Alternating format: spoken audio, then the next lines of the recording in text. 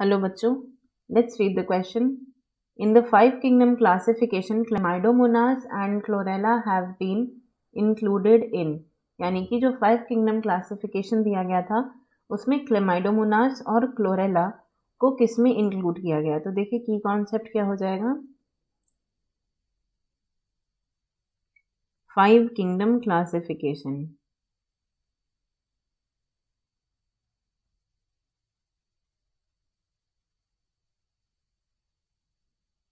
तो देखिए ये जो फाइव किंगडम क्लासिफिकेशन था ये दिया था एक साइंटिस्ट जिनका नाम था विटाकर. उन्होंने ये स्कीम दी थी क्लासिफिकेशन की ऑर्गेनिजम्स में. It was given by Whittaker, जिसमें जो अर्लियर स्कीम्स थी वो बेस्ड थी सिर्फ ग्रॉस मॉर्फोलॉजी पे. अर्लियर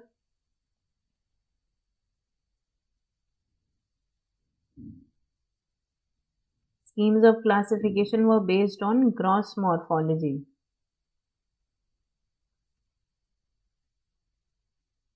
जिसके तहत जो क्लोरेला और क्लेमाइडोमोनास हैं इनको किस में डाला गया था? प्लांट के अंदर, और प्लांट में भी सब कैटेगरी एल्गी के अंदर, क्योंकि इनमें दोनों में ही सेल वॉल प्रेजेंट होती थी.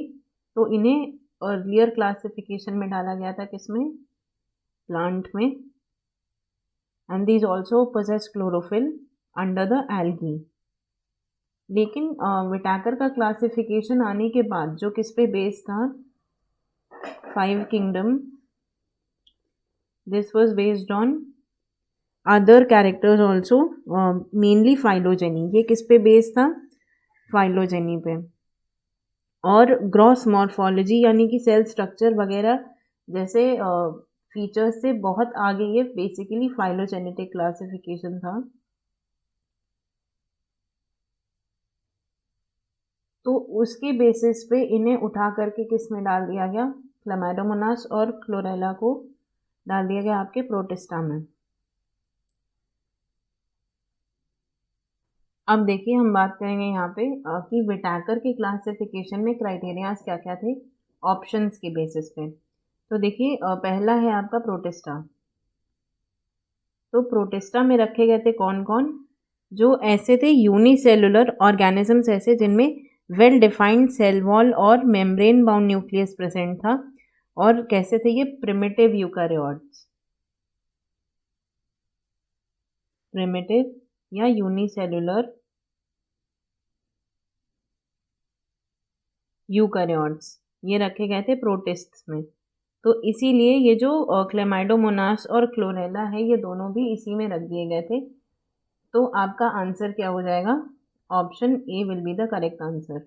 ये जो क्लेमाइडोमोनास और क्लोरेला है इन्हें हम जो मॉडर्न क्लासिफिकेशन है फाइव किंगडम विटाकर का उसमें हम प्रोटिस्टा के अंदर पढ़ते हैं. अब देखिए नेक्स्ट है आपका एल्गी. तो एल्गी का क्लासिफिकेशन, एल्गी में मोड ऑफ न्यूट्रिशन को भी एक इंक्लूड किया गया था. एल्गी कैसे हो सकते हैं? They can be autotrophic aquatic organism, जो यूनिसेलुलर भी हो सकते हैं और मल्टी सेलुलर भी हो सकते हैं. तो यहाँ पे ऑटोट्रॉफिक, यूनिसेलुलर और मल्टी सेलुलर.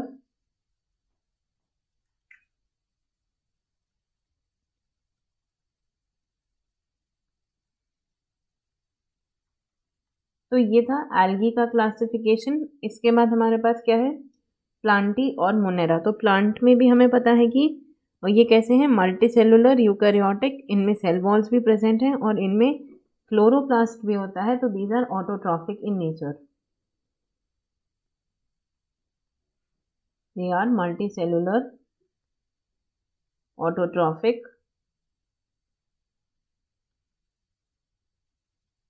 और यूकैरियोटिक.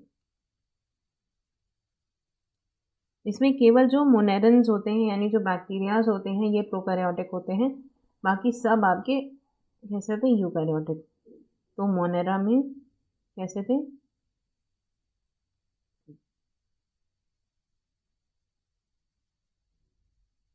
प्रोकैरियोटिक. यानी कि क्लेमाइडोमोनास और क्लोरेला क्या हुए? These are the unicellular eukaryotes. तो किस में रखे गए? प्रोटिस्टा में रखे गए. तो answer will be option A. I hope you understood it well. Best of luck.